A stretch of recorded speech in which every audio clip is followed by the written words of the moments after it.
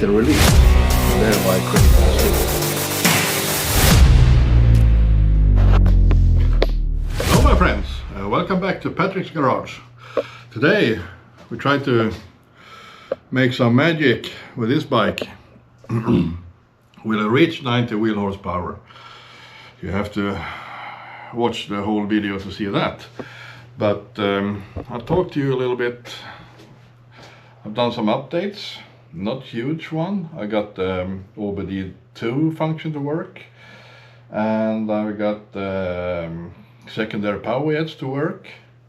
I changed spark plugs, I gapped them, and yeah, I'm about to do some pulls, and you just need to see for yourself, and let's see if we can find some joy together. Find some power. I'm talking about joy. Maybe it is joy in the end, but let's find some power. Yeah, let's find some power.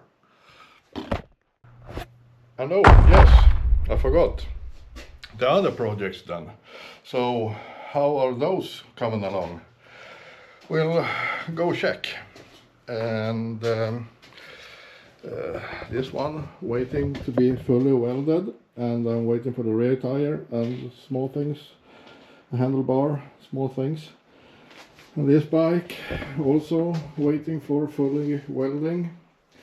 But before, on this bike I need to put the engine together. It's lying here in millions of pieces. I got this far, then I had other things to do. I'll try to continue tomorrow, not videoing it probably, but I'll need to split the cases and see why the second gear isn't falling into as it should. I thought it was this ratchet device that might have been worn. It was a little bit worn. I got a spare. See, I got two. And I changed to the other one. That's not that what I can see worn, but I also guessing there are some wrong with the gears inside, shift forks inside. As first, shifting into first is good, shifting into second it falls in and then jumps out, and then next gear is third. That tells me something isn't holding the gear in the dog as it should. So that's about that. I'll try to take it apart tomorrow and check up on things. And this one, the cart engine, I'm waiting. I have sent the clutch basket. Oh, there was some dirt lying over here, an old starter and things. I have sent the clutch basket on hard anodizing. So we just have to wait on that one, and wait on that one. And that's why I try to take records on this one. And so that's about that. Let's go. I skipped the phone recording now, as I have too high voltage for the OBD2. I need to have a battery with lower voltage. I don't take any chances, as fully charged is 20 volts, and it is operating range on the OBD2 is up to 18 volts. So I need to fix that later.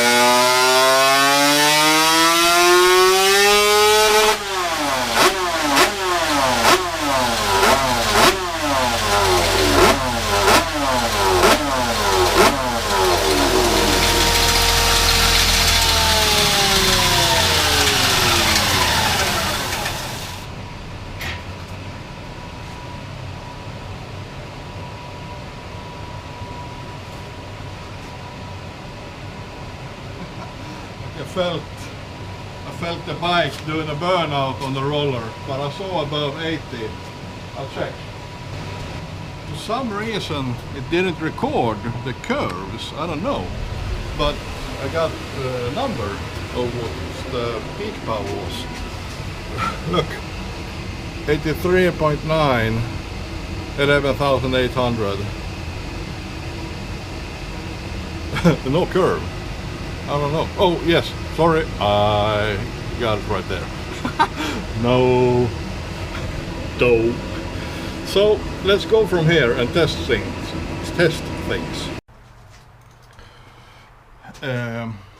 83.9 with a wheelie. No, not wheelie, with a burnout on the roller. So I need to strap it down, and I have strapped it down as I was off camera. You can see the straps right there. And now I'll try to record with the OBD device. I have charged the battery.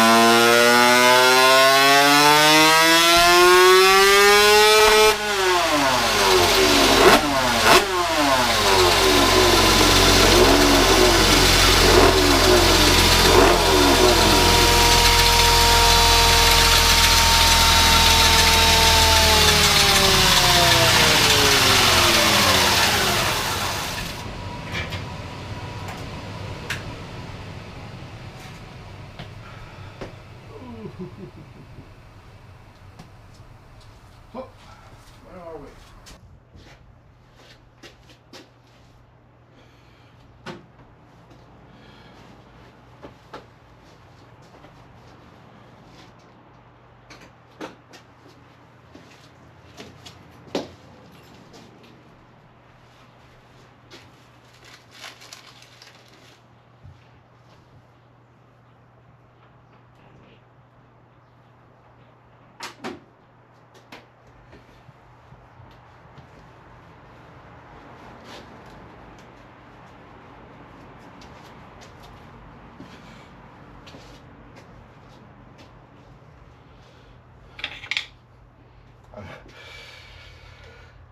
So let's add a little bit on the extra power jets. I just take a quarter of a turn.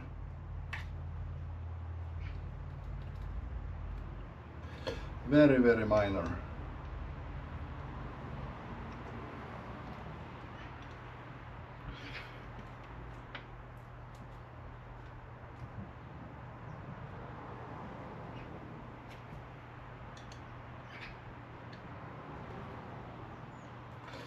So, now we're added a quarter of a turn. So let's see what this is doing. Okay, I don't know if you can see. Torque is, it got connection. Track recorder. Set it up. Let's check if I got front loader, yes. Display configuration, set maximum value. 13, done. Okay. Recording. Start now. Recording.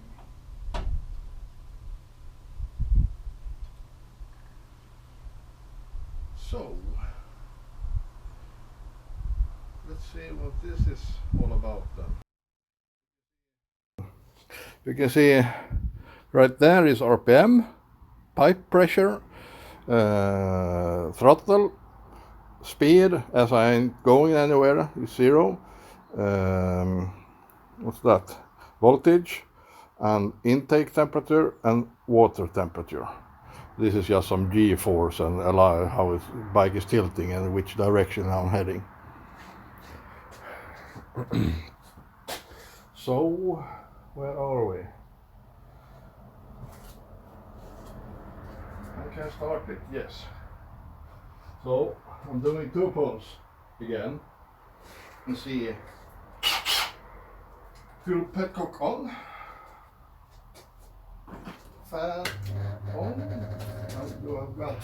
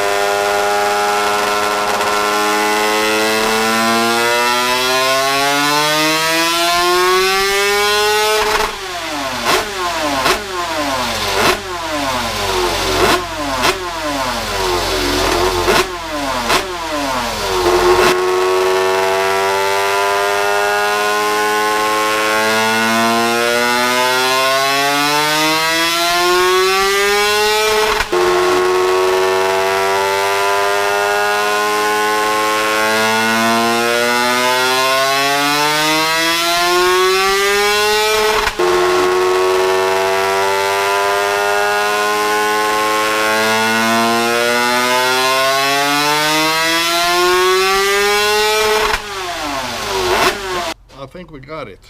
I hope we got it. I'm holding my thumbs and toes. You can't see it, but I think we got it. I saw a huge number on the screen, and it's adding weather compensations onto that number. And if I'm guessing, we reach 90 wheel horsepower. I really hope. I really do. Should we check it together? So let's head on over. Yeah. This is the dyno, and there it is. Yes, for F's sake. Yes. Yes, I reached it. 90.1 at 11,935 RPM. Quite nice curve though. Adding powerjets above 10,500. It is some latency probably before it reacting. And the first curve is without. It is activated, but I think it was air in the hoses. And then to the next, it has bled out. And above 10,500, it might have sucked some. Yeah, whatever. It's also got hotter, but it added a lot on top, and it revved a little bit longer. So as suspected, it needed more on top. I had it feel in my gut feeling, and this is huge for me. 90.1. It just 0.1. It's important. So I'm above 90 horsepower. I'm really pleased with this. So I do not need to tamper anything more with this one. I'm happy with this one. Fuck yeah! I'm happy. Yeah. So after record pulls, I'm about to. I'm taking out one as we're speaking. I'm about to check on a plug. See where we are. As it was a record pull, I'm happy. Really good. And there it is. So let's check. I'll look a little bit first. Now my glasses are. It looks perfect. It looks perfect. See if I can get in the light so you can see. Also earlier, before adding fuel, the soot mark where it burns clean the plug was all the way down here. Now it has cooled down. That's good, as I want it to cool down, so the side strap are not getting nipped, and the engine is pre-igniting. And I don't know if you can see it, but there's a good nice brown black halo down on the porcelain, like 1 to 1.5 millimeters high. This is a tune that will work forever, I guess. This is really good. Right there is the soot burnt off and upward from this. It looks really good. Yeah, I'm happy with that also. It looks really good. And 90.1. And calculating that with 10% losses, it's 99 something to the crank. And if wanting to pick apples from the same tree as the big guys are picking their apples from, I should calculate with 15% losses, and that's 106 HP to the crank. I don't believe it, but it should be very cool if it was true. but I'm having a hard time believing it, that I would be about the same level as the old GP guys. But many liters of water has flowed underneath the bridges since then, so maybe, I don't know. But I still have some huge respect for Jan Thiel and the guys that I have studied and actually learned a lot from. But I also learned, not from Jan Thiel, but from other big guys. There's a lot of bullshit also. Big words for me then, but if you can see through the clouds, you can see it also. And for the guy that's not that involved in tuning, it's easy for him to believe stuff the big guys are saying. But me, who's been doing this for years and are very involved in how to tune bikes, and not bikes, everything, engines, you can just sort it out when you see bullshit. But yes, and it's big names actually. That's, yeah, I'm just leaving it at that. So I'm really happy with this, and those electron carburetors I bought, there's a big reason why I'm getting these numbers. It's because of them. I tried a lot of things, but when adding the electron carbs, I got those A6 rods and it just floods power. But I think I've reached the road's end at this point. There might be 1-2 more lurking, but let's take that later on, when not, let's say like after the first race, when you need to go faster to beat the opponents. So I'm happy with this, and let's just don't mind the rat's nest of the cables, because this is how it becomes when developing things. But I'll show you a little bit what's what, and then I'll signing off from here. So I'll turn the camera around, and let's see. Start here. I got Maxxecu. I'm only using that as ignition system, and I've got sensors. This is the internal manifold air pressure sensor. I'm using it to read pipe pressure. That's, you can see it's black. It's soot from, maybe it's color, whatever. This is, I'm using the, it's color, I painted it. I'm using this as a little bit of a plenum to dampen the pulses from the pipes. And also, as I'm running one hose from each pipe, it's like poof, poof, poof, poof, poof, poof.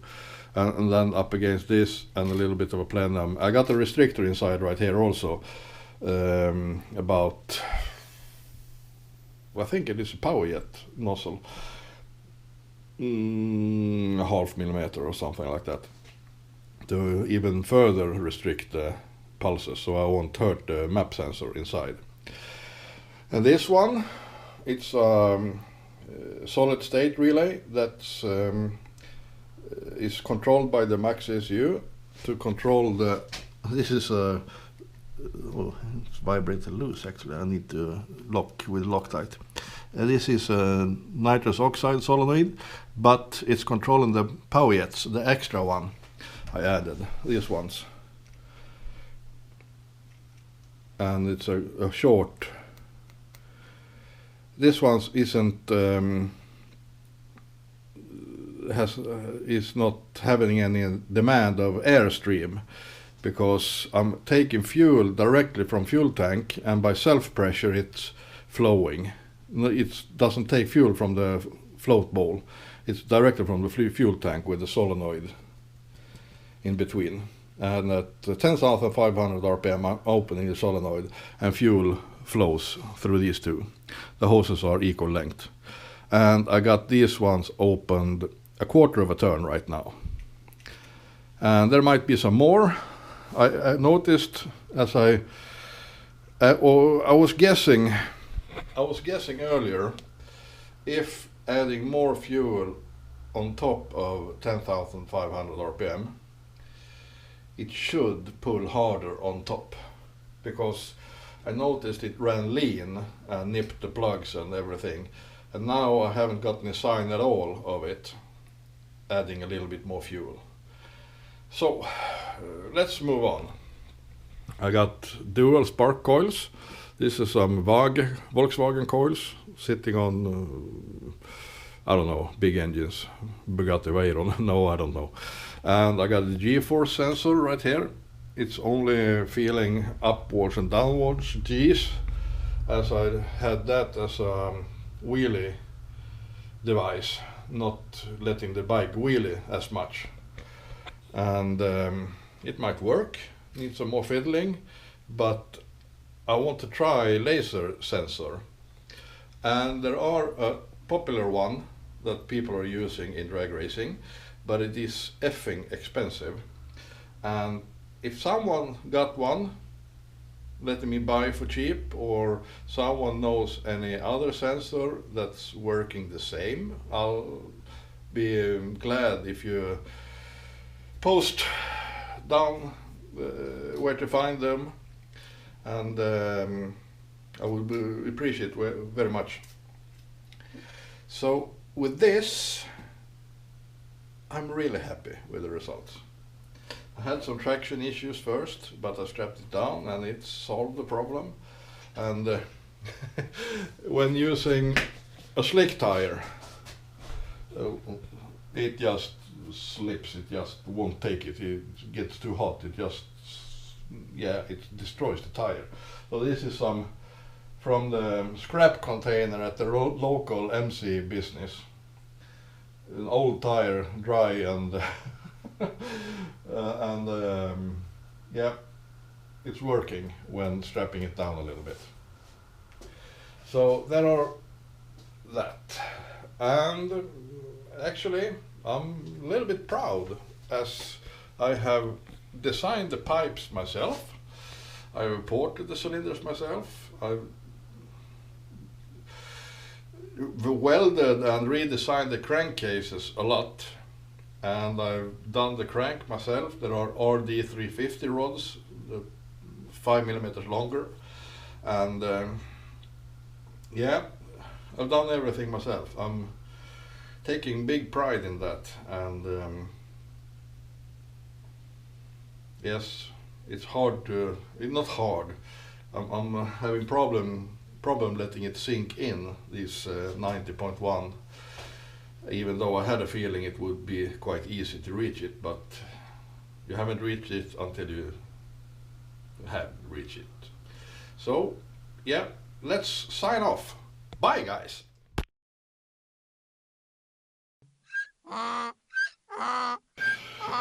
So let's analyze a little bit the curves.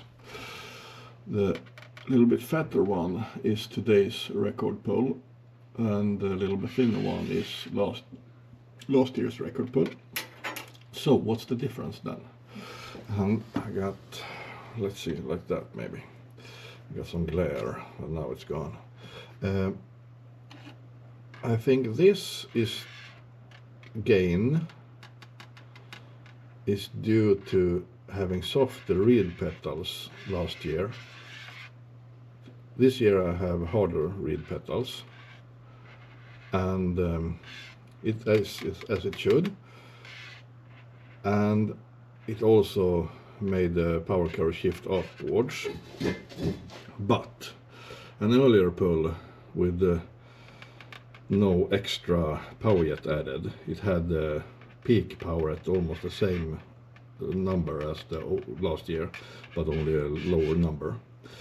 Almost the same though, decimals away. And the extra power jet added this area.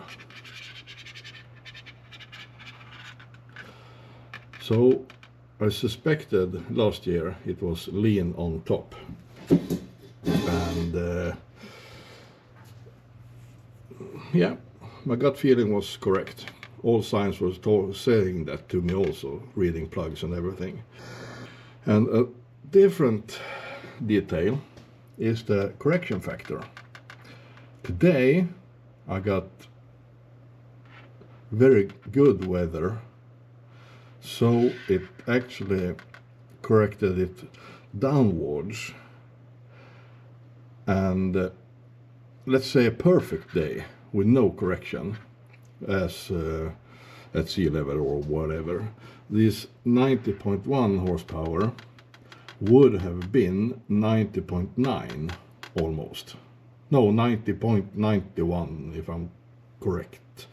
Whatever. No, there's 991. No. It was 90.9 and then some decimals I can't remember. That's what is actually produced today. But as correction is to make it able to compare to an earlier or someone else in the world, we have correction factors. And so it actually produced almost 91 today, but corrected down to compare, it made 90.1 on the data, but on the wheel it actually was 90.9, but whatever. This is 99.1, and that 90.9 actually was 100 point something on the engine crank. So I would say this engine produces 100 horses at the crank, and that's a huge goal that I have reached in this hobby garage, doing it all by myself.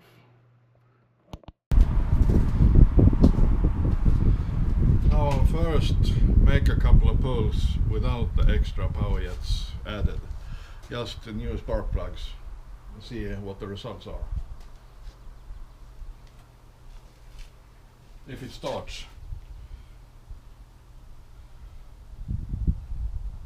It might take a while as I haven't got any brake clean.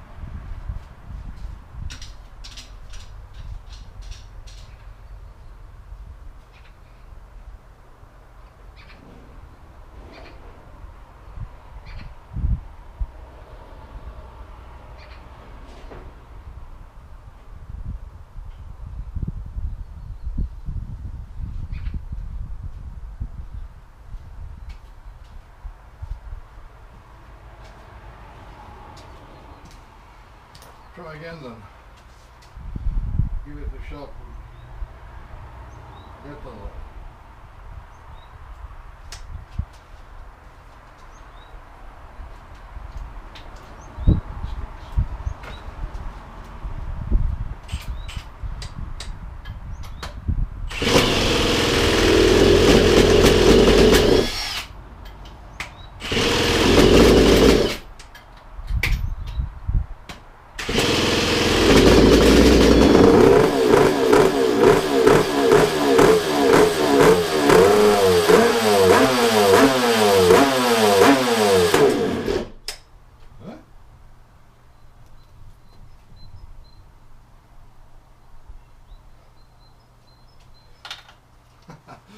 fall.